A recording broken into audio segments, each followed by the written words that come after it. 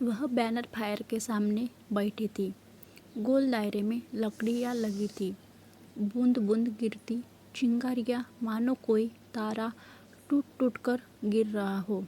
सुर्ख लाल और पीला तारा, चमकदार चटकीला तारा, लकड़ियों की दरारों से टूट टूट कर गिरती चिंगारियाँ, पता नहीं कितने असंख्य तारों की तरह गिरता तारा। पता नहीं कितने असंख्य तारे उस पल उसके मन के आकाश पर ओढ़नी पर लगे सितारों की तरह बिखर रहे थे। ऑफ सीजन होने के कारण रिसोर्ट में भीड़ नहीं थी। 3 कॉटेज में ही लोग रह रहे थे, बाकी सारे कॉटेज खाली थे। खामोशी को जीने के लिए वह आग के सामने वही आकर बैठ गई थी।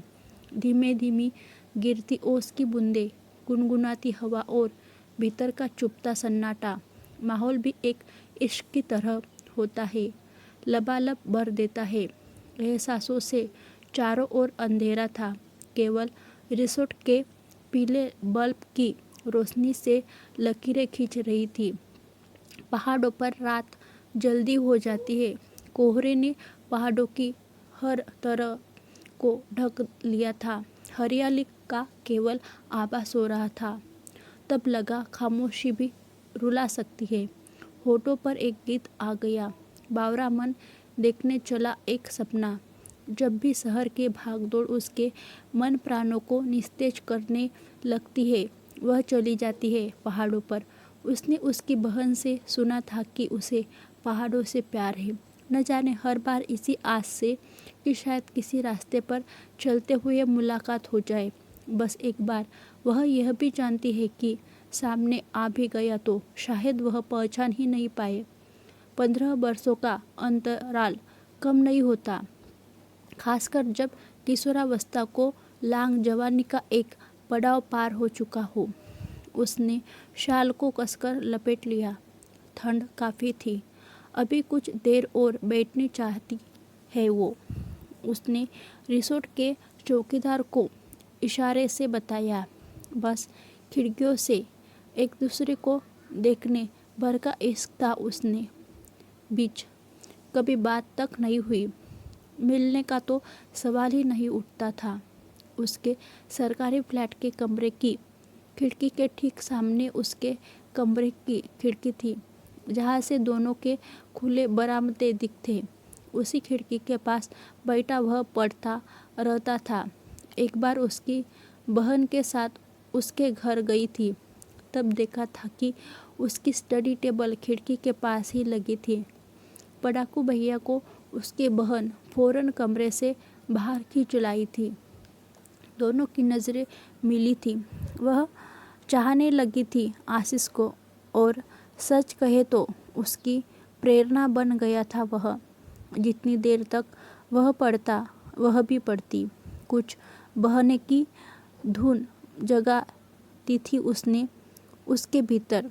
इसकी लहरें उसे देखकर किनारे से टकराने को बेचैन हो उठती। सजना संवरना अच्छा लगने लगा था उसे। 12th में उसने टॉप किया और वह भी फर्स्ट आई। वह चला गया उसके बाद। एनडीए ज्वाइन कर लिया था उसने।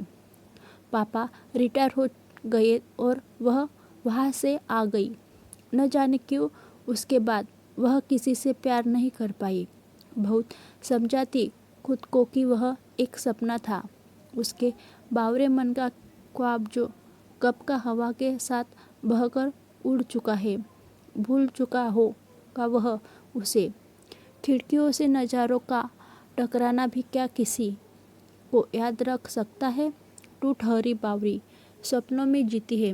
वह खुद पर हंसती, खुद को समझाती, पर फिर भी एक तलाश उसे हर आते जाते चेहरे में उसे ढूंढने के लिए मजबूर कर देती।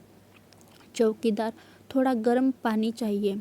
एक आवाज़, एक चेहरा, वही कुछ। दूर खड़ा था कॉटेज नंबर 3 का मेहमान। अचानक वह उसे अपने करीब आता महसूस हुआ। दिल क्यों धड़क रहा है उसका? यह सांसों के पुलिंदे क्यों खुल रहे हैं? वह ठीक उसके सामने खड़ा था। टूट टूट कर गिरते आँख के चटकीले तारों की रोशनी उसके सुर्ख चेहरे पर पड़ी। कुर्ता पाजामा और शाल से ढका। कुछ देर के लिए क्यों यहाँ बैठ सकता हूँ रीमा? वह चुप थी। होठ सूखते महसूस हुए उसे। कान पतने लगे। उसका नाम जिन होठों से निकला था, जो नज़रें उसे एकटक देख रही थी, कुछ है क्या उनमें उसके लिए? आशीष। उसे लगा कि उन दोनों के बीच कुछ सुलगने लगा है। लंबे समय का अंतराल इश्क की कुछ तो चमक छोड़ ही जाता है शायद।